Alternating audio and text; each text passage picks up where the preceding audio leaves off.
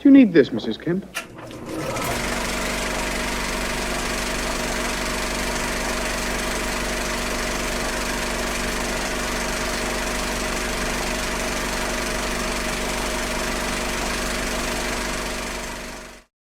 You probably don't care where the nickname Mad Mac comes from, but I'll tell you anyway. I picked it up in college back in the 1980s because of this kick-ass poster that hung on my dorm room wall. If I'd realized back then how much the poster would someday be worth, I might not have slapped it up there with masking tape and let it get bleached out by the morning sun, but hindsight is always 20/20. Anyway, some of the guys in the dorm took to calling me Mad Matt, as much for the reckless way I drank as for my devotion to this particular film. But let's flash back a few years to 1979. In 1979, I was a 16-year-old living in a small Kansas town when the Australian film Mad Max made an all-too-brief stop in nearby Wichita. Its arrival was announced by the most kick-ass poster I had ever seen, something that definitely made me hungry to see the film. But sadly, it was rated R, and back in those days, parents actually cared about what their kids watched. So I didn't get to see Mad Max until the following year when it showed up on HBO, and even then I had to sneak down to watch it after my parents went to bed. From the moment the movie began with its ominous epithet, "A few years from now," I realized I was bearing witness to something the likes of which I had never seen. Because of the film's low budget, all of the effects and stunts were practical and visceral, and this disheveled, futuristic world felt so real you could smell it. Now, based on the poster, I didn't expect Max himself to be such a pretty boy, and at first I was a bit put off by this young unknown Mel Gibson. But I soon warmed to the relationship between Max and his wife Jessie, played by the sexy Joanne Samuel, and I came to like this dichotomy of sorts in Max. Badass road warrior by day, family man by night.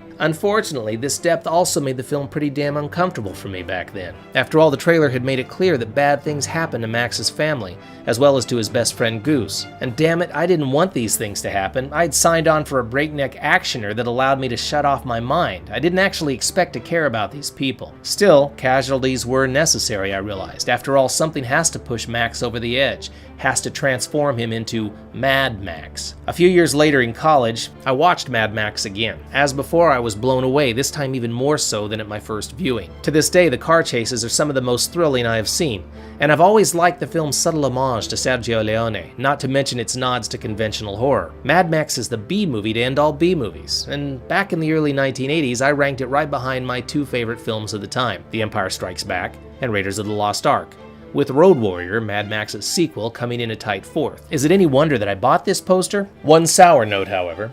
In the early days of Mad Max, I admit to a niggling sense of disquiet every time I watched it. It wasn't the violence that got me, nor was it the fact that the story killed off its most appealing characters. No, what got under my skin was the audio track. For those who don't know the story, when American International picked up Mad Max for distribution in the States back in 1979, they feared that the film's Aussie accents might turn off American audiences. So what did they do? Well, what any other American distributor would do. They redubbed the audio using voiceover actors with American accents. Granted, Mad Max retains most of its power, even with the American dub, but it still loses some of its organic quality with the more dramatic scenes suffering an ambiance of kung fu theater. In today's technology-saturated culture, where the internet connects us with fans all over the globe, it might be a bit hard to grasp why Mad Max's American dub was so frustrating. But in the 1980s, the reality was that this was the only dub we had in the States. There was no way to hear Mad Max as it was originally intended. As such, it felt as if the American distributor was in some weird way condescending to us, like a strict parent deciding what we could and could not watch. American International had prevented us from hearing the original Aussie voices of Mad Max's cast because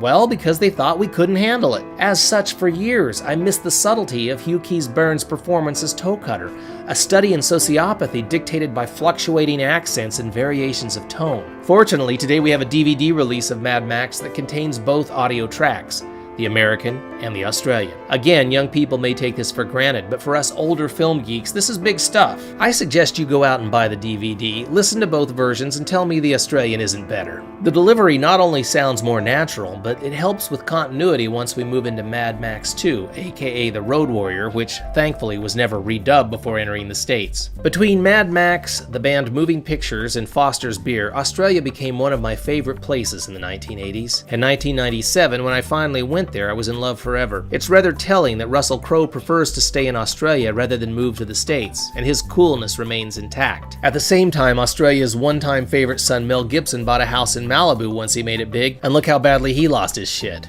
Bottom line, Australia is spot on, mate, and for me it all started with Mad Max. If you're into B movies, especially the ones that came before the great West Coast sellout, do yourself a favor and snatch this bad boy up. Mad Matt says Mad Max will blow you away, and if you're lucky, you can saw through your leg in 5 minutes.